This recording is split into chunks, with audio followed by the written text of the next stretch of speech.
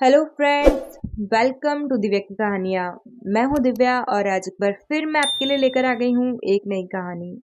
लेकिन हाँ दोस्तों, कहानी शुरू करने से पहले अगर आपको आज का वीडियो पसंद आए, अगर आपको आज की कहानी पसंद आए तो प्लीज़ मेरे चैनल को सब्सक्राइब करना, इस वीडियो को लाइक करना और कमेंट करना मत भूलिएगा। तो शुरू करें।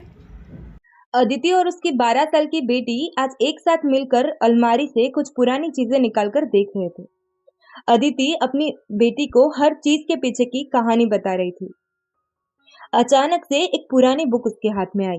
अदिति ने उसे खोलकर देखा और उसके होठों पर एक हल्की सी मुस्कान आ गई। माँ, ऐसा क्या है इस बुक में जो इसे देखते ही आपका चेहरा खिल उठा? लाइए तो मुझे भी दीजिए, मुझे भी देखना है।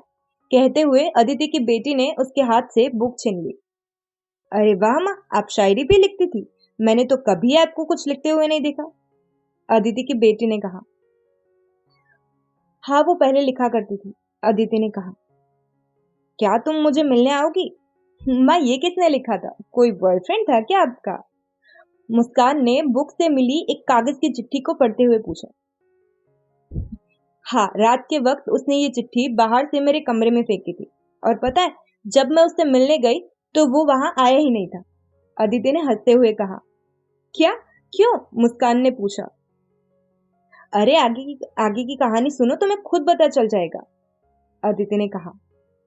मुझे पता नहीं था कि ये चिट्ठी किसने लिखी है, इसलिए उसकी बताई हुई जगह पर जाकर सिर्फ ये देखने के लिए कि वो कौन है जिसने मुझे चिट्ठी लिखी, मैंने उसका बहुत इंतजार किया, लेकिन वो वहां आया ही नहीं।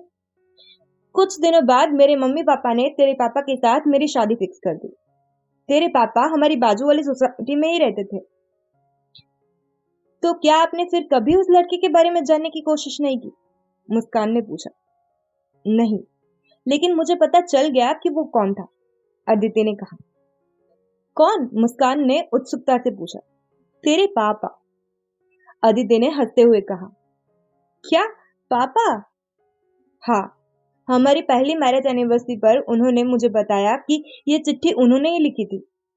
वो मुझे पसंद करते थे, लेकिन कहने की हिम्मत नहीं हो रही थी, इसीलिए उन्होंने मुझे मिलने बुलाया। लेकिन डर के मारे वो वहां आ ही नहीं पाए। और फिर उन्हें पता चला कि उनकी शादी मुझसे ही फिक्स हो रही है। अदिति ने अपनी बात खत्म की ही थी कि तभी उसके फोन पर एक मैसेज आया। सालों पहले की तरह आज भी तुम्हारे लिए कमरे में एक चिट्ठी रखी है।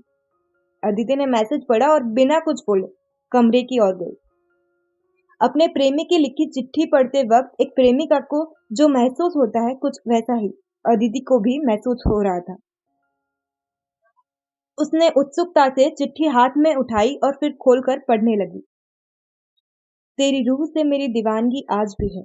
तेरी रूह से मेरी दीवानगी आज भी है। तेरी सादगी हमें प्यारी आज भी है। बस इजहार के तरीके बदले हैं जिम्मेदारियों के चलते। बस इजहार के तरीके बदले हैं जिम्मेदारियों के चलते। तू जान कल भी थी हमारी, आज भी है। Happy Valentine day my love. So friends, thank you for listening this story and Valentine week शुरू हो गया है। तो आज के रोज डे पर सबको happy rose day and happy Valentine day in advance. Thank you.